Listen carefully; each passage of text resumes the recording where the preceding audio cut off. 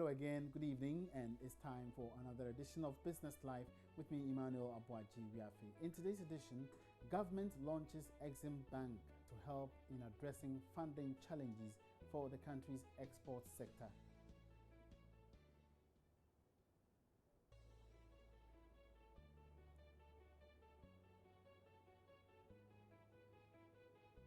The Bank of Ghana has begun auctioning some $20 million to banks that are interested in buying part of the $1.8 billion cocoa loan as part of moves by the regulators to help stabilize the Ghana cedi.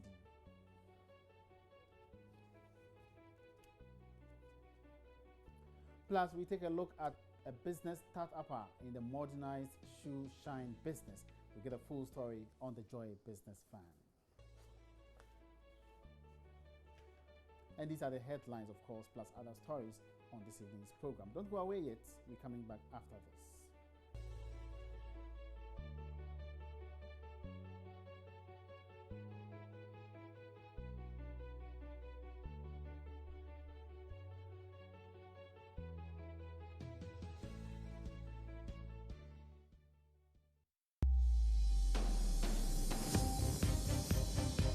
Business Live today is brought to you by GCB Bank.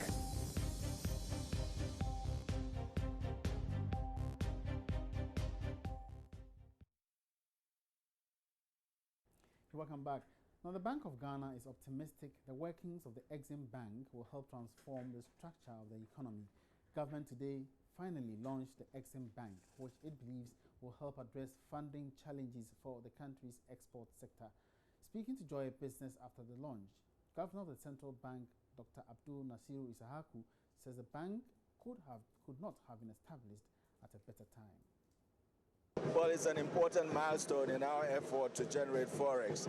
You recall about a year and a half ago, we had this workshop on boosting foreign exchange through export. I think this is one of sort of an institutional milestone to developing this, supporting this effort, where we support the export sector through the Exim Bank, generate more foreign exchange, so that would save us from,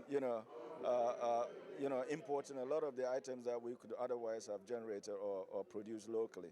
So it's an important milestone in the national effort towards, generating foreign exchange. Some would say that this couldn't have come at a better time when efforts are being put in place to stabilize the Ghana cedi as well. Of course, we've had that question. What can we do in a more sustained fashion to deal with the foreign exchange problem that we've been having? And I think this is a great effort. It's a more structural approach to dealing with the problem rather than short-term interventionist approach. Yeah. And even today as well, you're doing the auction. I understand you even increased it up to $40 million. Absolutely. And you know that's from the cocoa proceeds that we get in right now that we're selling directly through the auction and rule-based approach to the market. Yeah. So what do you have to tell those businessmen who are still panicking? It looks like you're doing more things to calm the market. There's really no need to this panic, that's going on right now. It's speculative, but there's no basis for it because we have sufficient foreign exchange and we are ready to intervene as necessary to moderate the volatilities in the market. Yeah. Meanwhile, the Association of Ghana Industries has been sharing thoughts on the establishment of the bank. Humphrey Dake is vice president of the association. What do you make of it? Well, it's a welcoming news, long overdue, considering our various trading partners worldwide. The Exim concept has aided other jurisdictions to expand their market frontier and push the risk factor, and also exported to a large extent. So we think at this stage, converting the Exim concept into a full-fledged bank, it's a welcoming news. We look forward to the details and its implementation. You talked about the fact about looking forward to the details. One would ask that what has been the communication to you at AGI and businessmen? Because I knew about the Exim guarantee, I knew about eDive. How different would this be that would make businesses optimistic that things will indeed change? Well, moving it from the eDive to the full-fledged bank gives the bank the room to leverage on its network and its funding sources, also gives it the ability to raise other funding, developmental funding into the bank, because you and I are aware there are several cheap funds externally. And with the EDIF Bank in place now, that gives it one good leverage that it could expand its portfolio, and then it gains further credibility such that we could use the Exim Bank, not the EDIF, to do other international export, leveraging on the credibility of the bank and the backing of government. The government and even other players as well are quite optimistic that it could help turn around the structure of this economy. Some people will say that we've had this before. Are you also that optimistic that indeed it would help improve upon our structure of the economy? We believe so, that that's why it comes back to the implementation. Once government does not hijack the institution and convert it into one of its appendages. Away from that, the Bank of Ghana has begun pushing out some $20 million into banks that are interested in buying part of the $1.8 billion cocoa loan. The move is part of the regulator's strategy to help stabilize the Ghana cedi, which has seen some consistent drop in value over the last 3 weeks. George Rafi tells us more. Interested banks are expected to make their bids via a secured Reuters platform today, which is backed by the Bank of Ghana. However, each bank is likely to get up to $4 million. The move, Joy Business understands, is to ensure that all the banks are able to get a fraction of their total demand. Some of the commercial banks have, however, told Joy Business that limiting the amount of dollars they can purchase is not good enough. They argue if the current challenge facing the cedi is demand-driven, then everything must be done to make available more dollars onto the market. But the Bank of Ghana has argued they need to be strategic with this intervention so they don't deplete all the international reserves, which has hit almost $5 billion as of November this year. Many will be looking forward to see how the Ghana cedi would fare post this auction, which is currently being sold on the market at around 4 Ghana cedis, 20 pesos. Now, despite government's disbursement of the energy sector levy owed some commercial banks, they are still struggling to write off bad debts from their loan books. Carl Bank says debt by the government and bulk distribution companies have reduced marginally as a result of some payments made last week. In an engagement with investors and the media at the Facts Behind the Figures series of programs in Accra, Managing Director of Carl Bank, Frank Edu Jr., disclosed the bank's involvement in the construction sector is accounting for the company's high non-performing loans. We're struggling with construction. Commerce and construction. Yeah. We're struggling with construction. We were very big in construction and made a lot of money, but construction, it's always in cycles. And we have 1 or 2 projects which are not selling, but a majority of all we did has sold. So we're struggling with construction and commerce also because the oil business is in commerce. So all that's going on there is, so the NPA ratio of 38% of the ratio, or 39%, is attributable to construction, and 25% is attributable to commerce. Let's now have some international business news updates.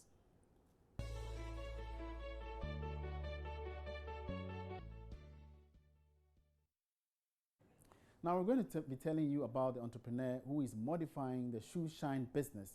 If you are the type who is very critical about your appearance in public, then I guess you may have sought their services at some point in your life, if not recently. The shoe shine business was very popular, but a lot more has changed over the years. Well, this is the startupper who is trying to modify the business. The owner of Shoe Shine Spec, Solomon Kote, is our feature this week on the Joy Business Van.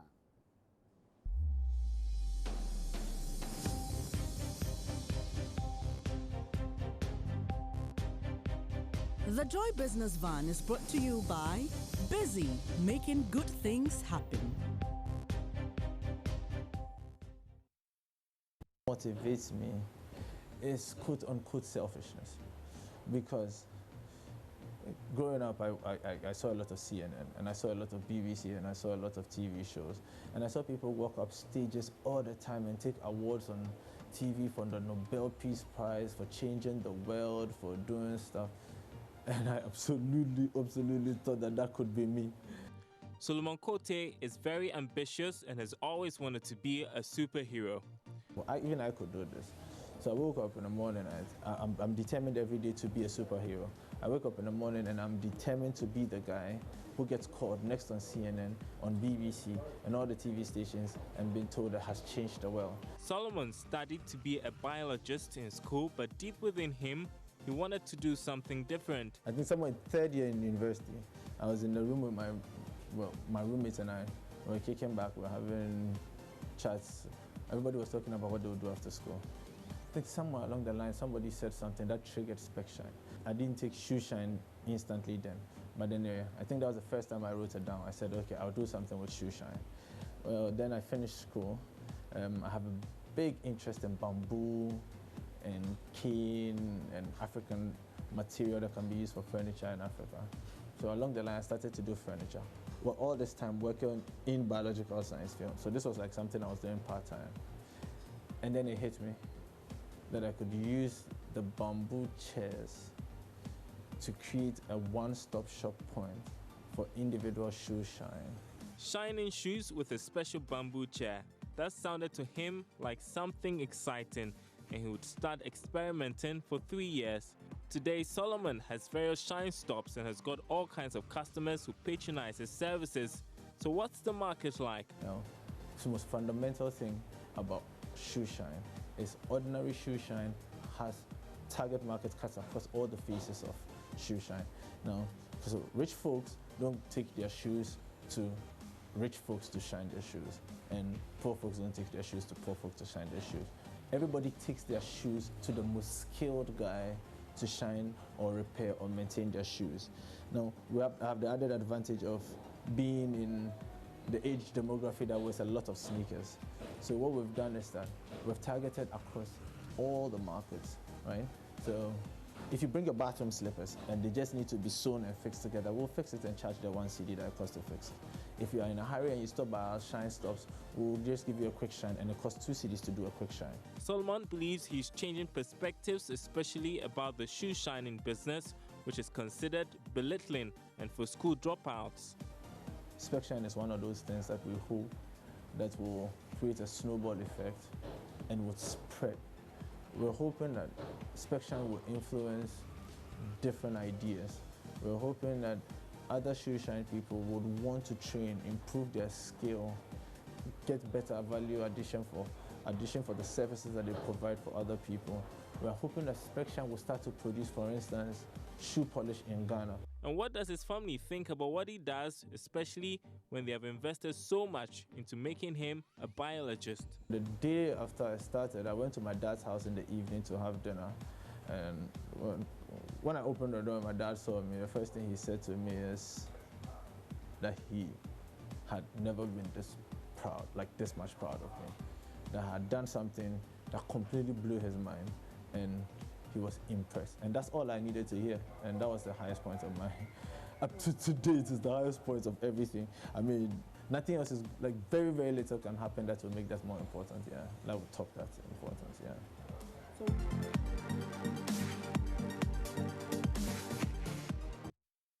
So you can get that impressive story of Solomon Kote tomorrow when we bring to you a repeat of the Joy Business Fund on the marketplace at 1 p.m.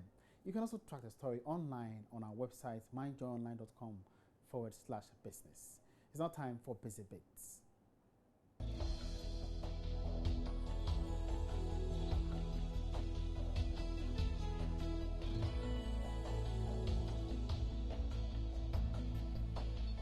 To access the custom dictionaries in Word, click the File tab, then click Options in the list on the left side of the screen. On the Word Options dialog box, click Proofing in the list of options on the left. Scroll down to when correcting spelling in Microsoft Office programs and click Custom Dictionaries. On the Custom Dictionaries dialog box, you can manually edit the word list in each custom dictionary. Select the custom dictionary in the list and click Edit Word List.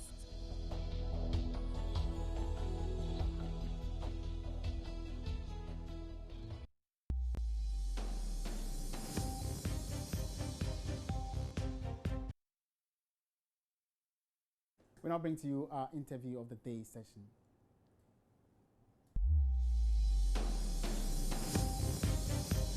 We have predominantly a very cool atmosphere in terms of non-strikes environment. We work good for our dear nation because seeing what happened in the public sector, if we add our voice to it, it will be terrible. So there have been stability, but that comes from mature leadership.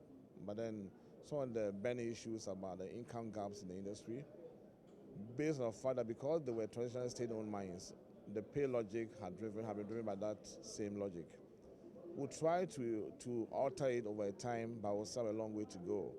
If we look at the basket in Ghana, we may think that we're in paradise, but the basket in terms of our peers out there, it's a problem. And here we compare skill set and not just mere color pay.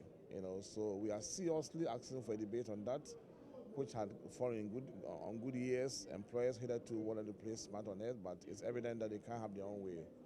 We made a case, we've done a paper to the Minerals Commission as they requested, and we raised very major evidence-based concerns. And we hope that that will be a basis for our conversation. We are focused on getting a mature conversation to that effect. But how bad is the inequalities? Give me a picture. Well, it's as ugly as the Prime Minister in the UK painted. I mean, CEOs could earn as much as 150 times the average mine worker, and here I'm not a laborer, so it tells you the picture. And, that's remain unjustifiable to a large extent. The research we've done depict that conspicuously. And as I said, we'll find the Mineral Commission with a copy. I mean, we'll send that better now read the minister.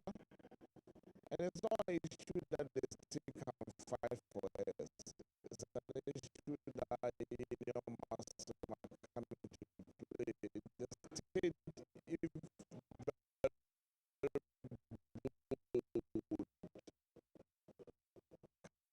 can deal with it, but it's a state like ours, we're very cautious to play on those grounds. So what's in the virtual, the picture stinks, and it's really need a reversal to the extent that we can have members in the union who are predominantly not just junior staff. We organize metallurgists, mine engineers, mine jobs.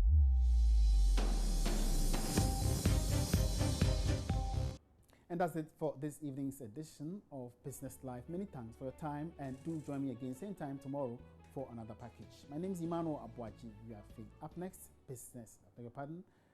Up next, Focus on Africa.